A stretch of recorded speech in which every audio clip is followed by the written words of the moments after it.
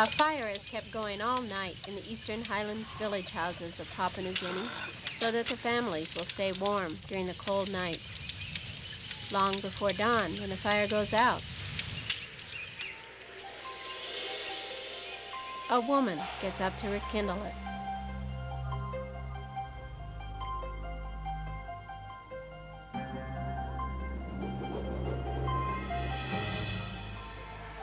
If there is food in the house, she may cook sweet potatoes or bananas for the family to eat. But she must get an early start working in the garden. So she leaves the food by the fire for her children to eat when they wake up.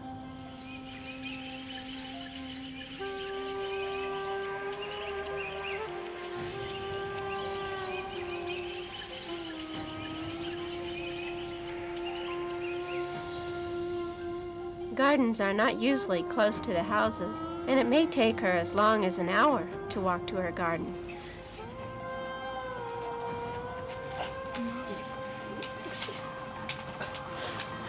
The children know Mother has already gone to the garden when they see the gardening tools are gone. And the girls are aware of their responsibility to help out.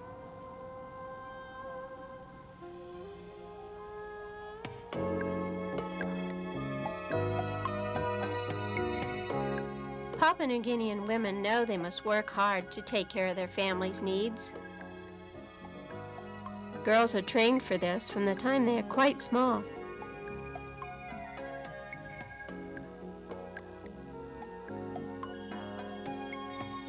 Though little boys are free to explore and play with their friends, little girls are expected to help their mother with the duties of taking care of the family. Their preparation for womanhood takes a serious turn when they reach puberty. This time is marked by a feast in which other young girls join in, and advice from their uncles, mothers, and aunts take the form of lectures to teach the young girls the standards for womanhood. Topics of these lectures include moral standards, respecting their parents in preparation for respecting their future husbands, working hard and with excellence, hospitality, and admonishing them to stay away from boys. From this time on, girls are expected to stay close to home, working to care for their families, demonstrating obedience and respect to their parents to prove themselves to be choice candidates for future wives. They must learn to become excellent gardeners so that they will one day be able to provide plenty of good food for their families. One of the ways that this is encouraged is by having a gardening competition. Girls compete with each other to see who can raise the most food or seed.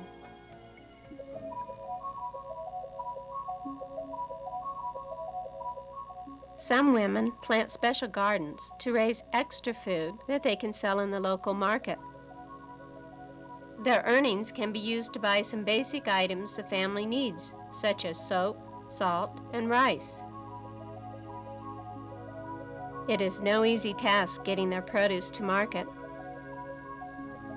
In Onamuna village, long before dawn, women begin their 2-hour walk down the mountain and across the valley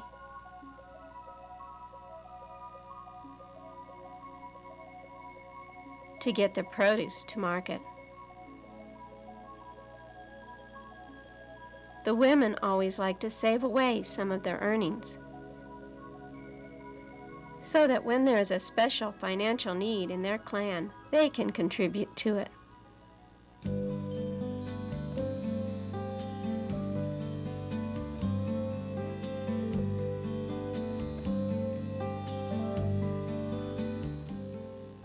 One of these financial needs would be in raising money for one of the young boys in the clan to get married.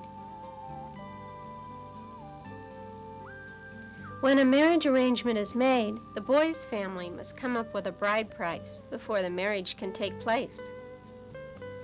The boy's whole family line must agree on the marriage arrangement because they all contribute to the bride price.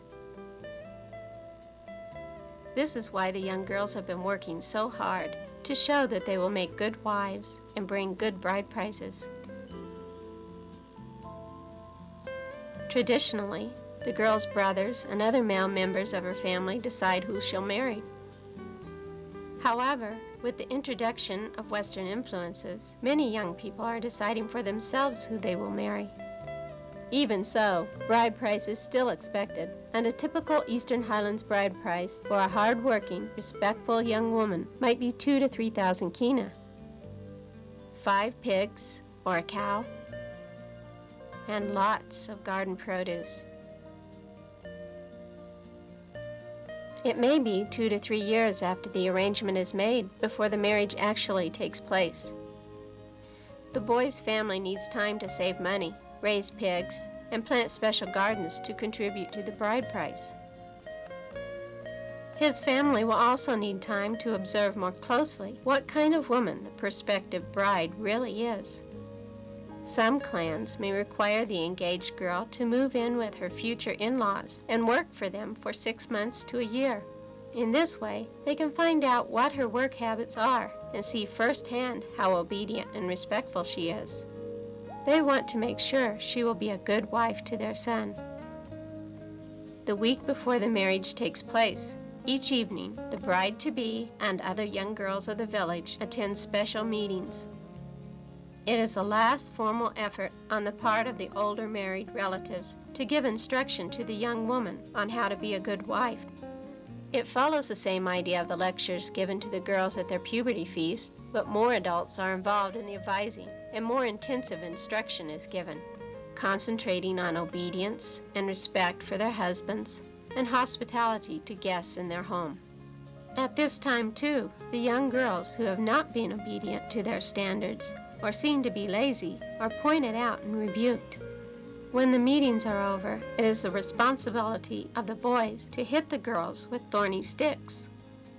Girls who have already been disobedient will especially be targeted at this time. This is to teach the girls that if they don't follow the advice, the results will be painful. Since all the young girls are gathered for these lectures, each time one of them reaches puberty or gets married, the message of their clan's expectations are reinforced a number of times. A girl's experience and advice from her elders will prepare her to take care of her own family.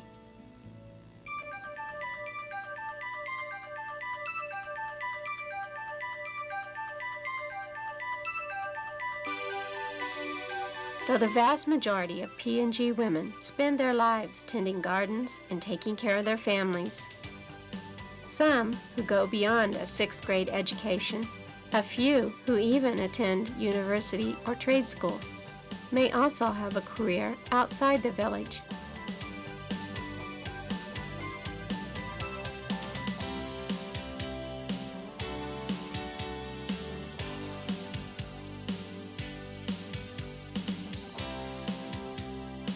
The uneducated woman who becomes widowed or whose husband leaves her faces extra challenges in taking care of her family. It is not uncommon for these women to take on the extra work, if they can find it, to do yard work or housework for an expat family in order to earn money to pay for her children's school fees.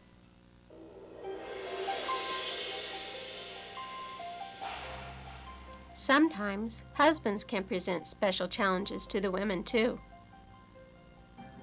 If their husbands take more than one wife, jealousy and fighting between the wives will likely be ongoing.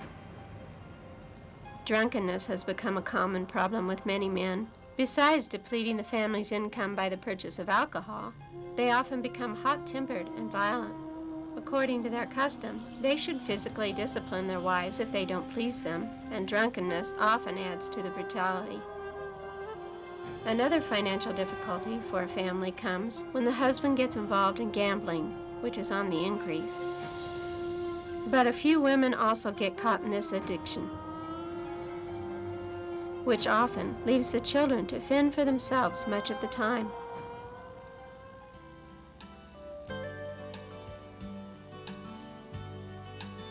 That is when other women step in to care for these little ones who are roaming the village in need of mothering. You will not see an orphanage in Papua New Guinea, because any orphaned child is taken in by another woman in the clan. You'll not see a nursing home either, because daughters are expected to care for their aging parents when they can no longer care for themselves. If anyone has no daughter, a clan member who has more than one will let them adopt one of their daughters, so that they will have someone to look after them in their old age.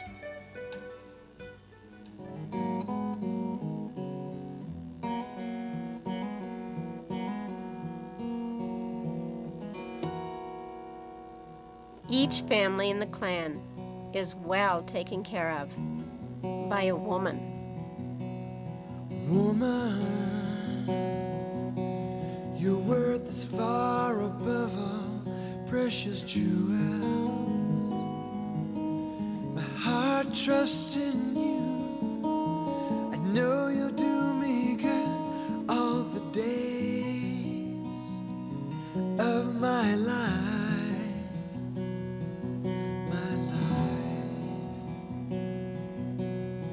Woman,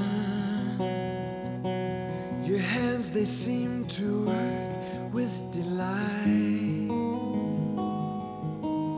You're like a merchant ship gathering goods from afar for our home, our precious home. You rise before the sun to serve everyone. Day after day, your hands seldom rest. You never eat the bread of idleness.